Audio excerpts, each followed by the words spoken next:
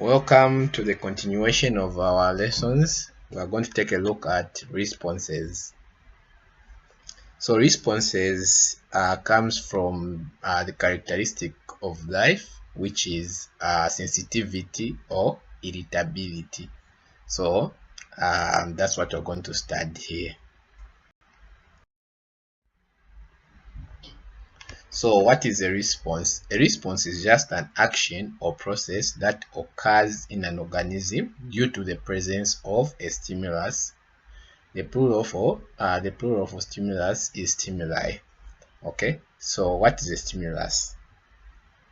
So a stimulus is any substance or factor that causes a response from an organism.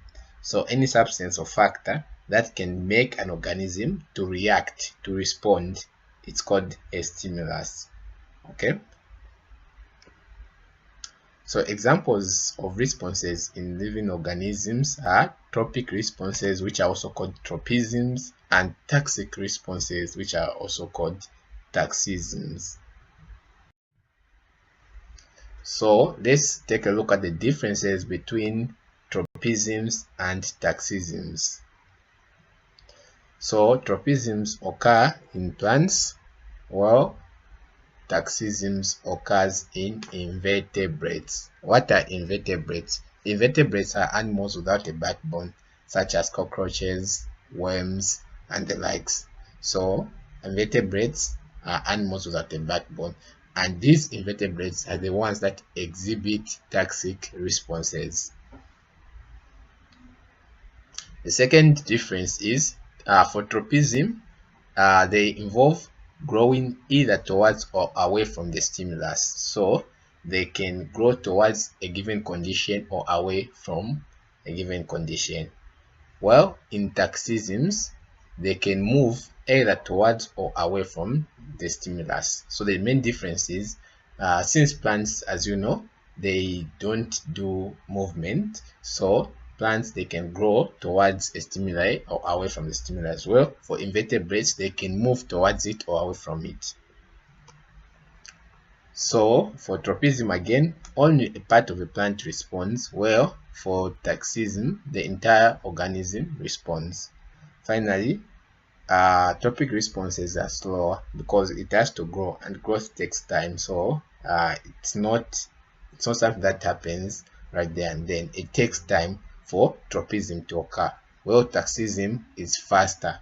When there is a change in the environment, an organism is going to react right there and then. It's going to move away or towards the environment, the condition. So we're going to start with tropism. So a tropism is just a response of a plant part to a stimulus by either growing towards or away from the stimulus. When a plant part grows towards the stimulus, we say positive tropism has occurred or a positive tropic response has occurred. Okay, when it grows away from the stimulus, we say a negative tropic response has occurred or a negative tropism has occurred.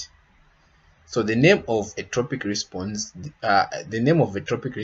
depends on the type of a stimulus causing it. So there are different types of responses, but they are named according to the stimulus that causes that response. So we're going to take a look at some examples of tropisms, the stimulus that causes them, the part of the plant that responds to it, and the part of the plant that responds away from it. So the part of the plant that responds to it, we're going to study it here. We're going to say where there is a positively tropic part. Then the one that responds away from it, we're going to say the negatively tropic part. Okay, so let's get started. So the first one is geotropism. So geotropism is made of tropism, which of course are the responses we're studying, and geo. So geo means earth or gravity. So the condition that causes this response is gravity. Okay, the part of a plant that responds positively to gravity are roots. Well, shoots responds negatively. Remember, the shoot is the one that grows from the ground and becomes the upper part of the plant, while the root is the one that goes deep down. So the reason why it actually goes deep down is because of gravity, or because of geotropism. And the reason why a shoot goes away from the ground is because it's negatively geotropic, okay, or it responds negatively to geotropism. The next is phototropism. So made of two ways, tropism and photo. Photo, just like in photosynthesis, means light. So the stimulus is light.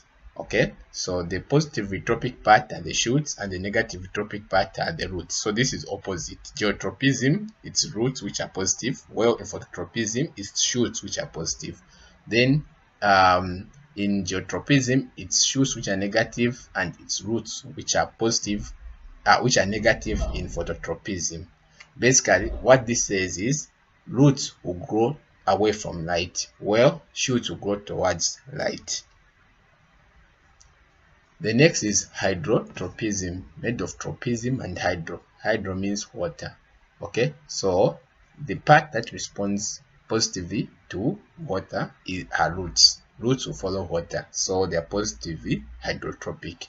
Well, there's no part of the plant which is negatively hydrotropic. Next is chemotropism, which is the response to chemicals. So this one depends on the parts of the plant. Roots can respond positively to certain chemicals depending on the type of chemical, and pollen tubes can also do the same. Okay, so we're going to visit each type of tropism to understand, just to understand them a bit in details. So we'll start with phototropism, which is just a response of a plant part to light by growing either towards or away from the light. So growth towards light is called positive phototropism, while away from light is called negative phototropism. So generally, plant shoots are positively phototropic, while roots are negatively phototropic, like we discussed in the table. So we're going to do an experiment to investigate the effects of light on growing of maize coleoptils. Remember the coleoptile that we studied in growth. Okay, so we have this coleoptile here. They have been exposed to diffused light. Diffused light is the light that comes from all directions. What we want to see is, if light is coming from all directions, how are the coleoptile going to grow? Then again, we're going to do another experiment in which we're going to make sure that the plant is in a dark room or in a dark box. Then there's just one side with light. We see if these coleoptils are going to follow light. Okay, so if you expose these coleoptils to diffused light, after some days you are going to discover that they are going to keep on growing up. They won't bend or anything. In the second experiment, we trap the plant in a box. Then we just make sure that there's an opening where light is coming from. So light that is coming from one direction is called unidirectional light or unilateral light.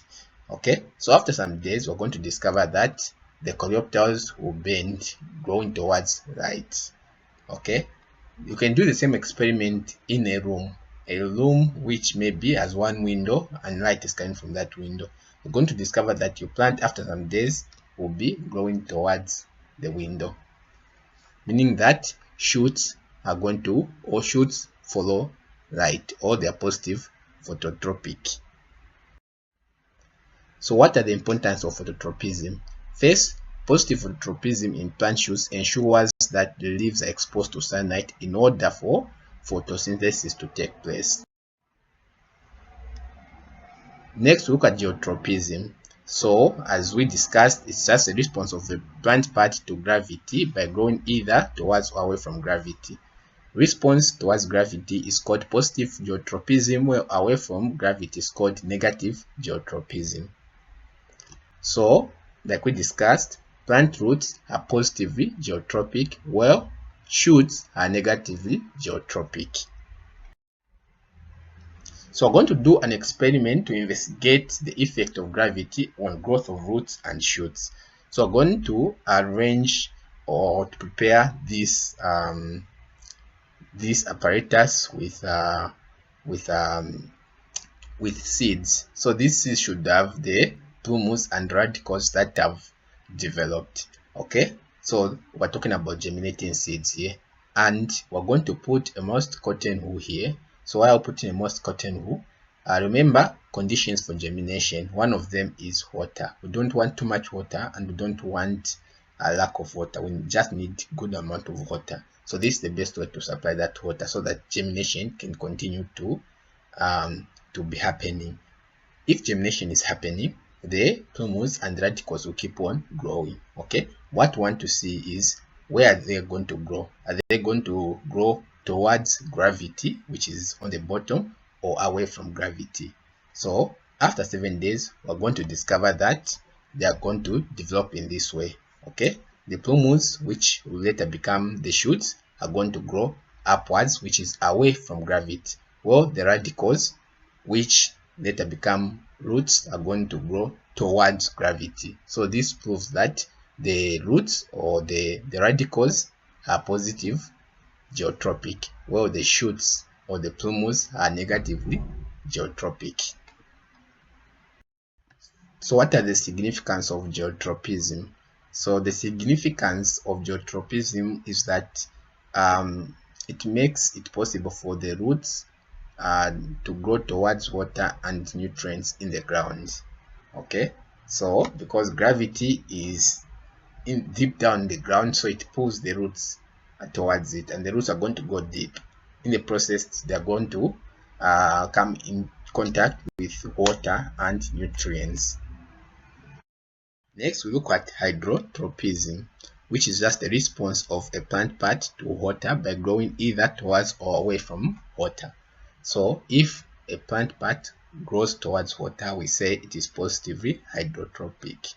Well, if it grows away from water, we say it's negative hydrotropic, or the process can be said to be negative hydrotropism.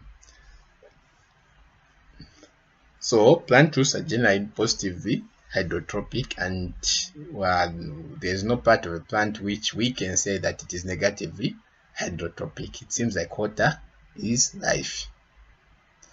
So the importance of hydrotropism is that it helps the roots to absorb the water the plant needs.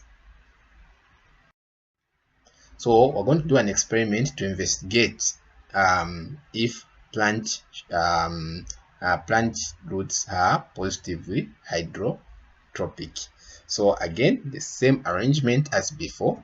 We're going to have a germinating seed here with a radical and a plume. Okay, and we're going to have a moist cotton wool here, just like before. Water, of course, want to see if the radical is going to bend towards water. So after some time, you're going to discover that the radical will grow towards water. This shows that the radical, which later becomes a root, is responsible for, is positively hydrotropic. Next and last, we look at chemotropism. So this is the response of a plant part to chemicals by growing either towards or away from the chemicals. Growth towards chemicals is called positive chemotropism, while away from chemicals is called negative chemotropism. So plant parts grow towards chemicals. So here we're basically discussing the importance of chemotropism. So plant parts grow towards chemicals relevant to them. E.g., this is a good example. The pollen tube grows towards the ovary in response to chemicals secreted in the ovary to bring about fertilization. So we're going to look at reproduction in plants, but what basically happens is, for plants to reproduce, the pollen tube has to grow towards the ovary. So for that to happen, there are chemicals in the ovary that attracts the pollen tube to grow towards it. So the pollen tube in this case displays positive chemotropism. Now, to understand these responses in depth, we are going to look at a chemical called auxin. So this auxin has an important role in tropism. So Tropism in plants are controlled by a growth substance called auxins that are produced by the tips of shoots and roots. The tips, I'm talking about the apical. Okay, remember growth and development in plant, we talked about the apical meristem. So the apical, which are the tips of shoots and roots, that's where auxins are produced. So these facilitate growth. So auxins have got two types of behavior. They promote growth in shoots, while they inhibit growth in roots. So in shoots, they encourage growth to happen, while in roots, they discourage growth to happen. So we're going to do an experiment which we are going to see if auxins are important for growth as we have claimed. Okay, so we're going to have this shoot here. So the tip is cut off. Okay, so when you cut off the tip, remember we said auxins are produced by the tips of shoots and roots. So if we cut off the tip of the shoot, then we don't expect growth to happen. Okay, since auxins are the ones that promote growth. So after days, we're going to discover that this plant will stop growing. The coleoptile will stop growing, meaning that auxins have been removed. Another experiment is where we cut off the tip, but we put it back. But between the tip and the rest of the coleoptile, we put this substance called mica. So the issue with mica is it cannot allow the auxins to pass through it. Okay, so after days, we're going to discover that the coleoptile won't be growing. The last one, we can do the same. We cut the tip, then between the tip and the coleoptile, we put what is called the agar block. So the agar block allows auxins to pass through it. Since it allows auxins to pass through it, growth is going to happen, and we're going to see the coleoptile growing. So this shows that the auxins are produced by the tip and are also responsible for growth. As you can see, in the first situation where we cut off the tip, there was no growth. In a situation where we cut off the tip, but we connected it, but in between we added the substance that makes sure that auxins do not pass between the tip and the rest of the coleoptile. Again, there was no growth. Then the last experiment where this substance allows the auxins from the tip to pass through to the rest of the coleoptile, there was growth. So this shows that auxins are found on the tip, and also they promote growth in the shoots. So how do auxins influence geotropism? So when germinating bean seeds are placed on moist cotton wool in a dark place where their plumos and radicals are horizontal, the following observations are made after several days. So the plumos grow away from gravity. So this one we discussed, and also the radical grows towards gravity. So how does this happen? So to understand that, here is the situation. We have this germinating seed here with the plume and the radical. Okay, so what's going to happen is remember the plume is the one that turns into a shoot. Okay, and this plume in the plume, which is the shoot, auxin promote growth. Well, in the radical, which will later turn into a root, auxins inhibit growth. Okay, so when we investigate here, what happens in terms of auxins now is because of gravity, the auxin is going to be somewhere below here, not on top. Okay, because of gravity, most of the auxins are going to be on the bottom here, not on top. Okay, so since there are many auxins on the bottom, there will be a lot of growth here. Since there are a lot of growth here than on top, so what's going to happen is this part will be growing faster than the top part. Therefore, since this part is growing faster, it's going to be caving, since this one cannot grow at the same pace as the bottom part. So this one is going to cave like this. Okay, and this one, which is growing slow, is going to be following slowly. Okay, so that's why plant shoots end up going upwards, because the auxins are on the bottom, and because they're on the bottom, they are going to make sure that the lower part grows faster than the upper part. Therefore, the result will be the plume will grow upwards. Well, here it's opposite, but again, the auxins, due to gravity, are on the bottom here. Okay, since they're on the bottom here, but it is a root or a radical. So in roots, they inhibit growth. So here they are going to slow the growth. Well, here growth is happening normally. So since the growth here has been slowed down, it means this part is going to grow faster than the part that has auxins. Because of that, this is which is going faster is going to bend downwards. Since it's growing faster than the lower part, so it will be forced to bend to accommodate this lower part, okay, which is going slowly. So that's how come the radicals grow downwards. So this is the result of the experiment. So to sum it all up, what I'm from just explaining in the experiment is summarized here. So gravity pulls the auxins to the lower side of the radical and the plume. Hence, the concentration of auxins is higher on the lower sides than the upper sides. In the plume, growth is faster on the lower side than the upper side, causing it to grow upwards away from gravity. Okay, why so? Why is growth fast on the lower side? Because of the auxins that are on the lower side, which promote growth. In the radical, growth is faster on the upper side than the lower side, causing it to grow downwards. Why is it fast on the upper side than the lower side? It's because in the radical or shoots, or roots, auxins inhibit growth. So we finish up responses with taxic responses. So a taxic response is a response of an invertebrate animal to a stimulus by moving either towards or away from the stimulus.